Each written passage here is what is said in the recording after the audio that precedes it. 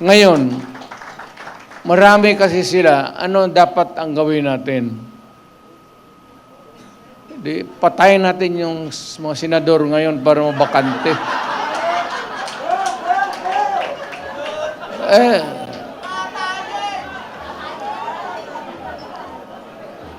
Kung makapatay tayo ng mga 15 na senador, pasok na tayo lahat.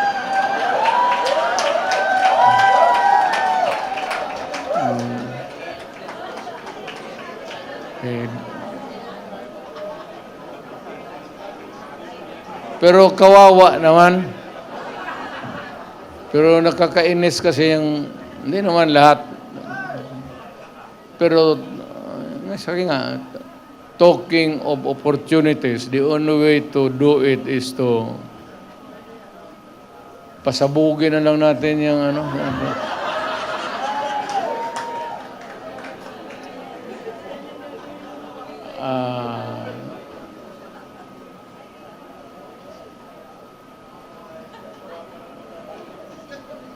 Itong sa sunod ko, mahusay na abogado to.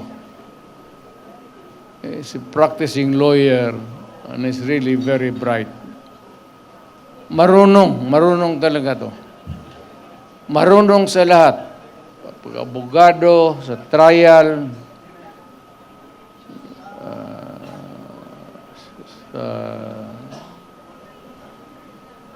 maybe sa social life niya, at siguro sa babae.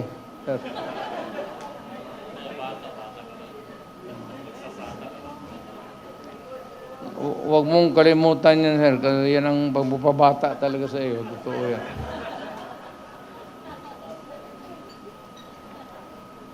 Attorney Lambino.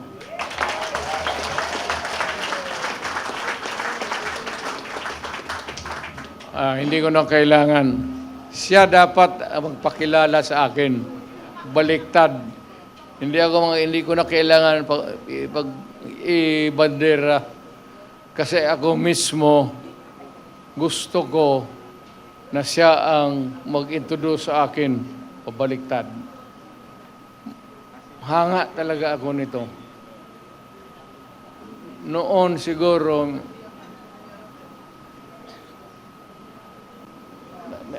may asawa ka naman, no? Marami po. Marami, eh. Pareho tayo.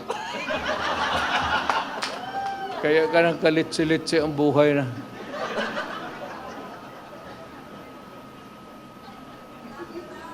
Yung akin, nandito siya. Kaharap ko. Kasi PDP siya. Nag-iisa ka na lang, no?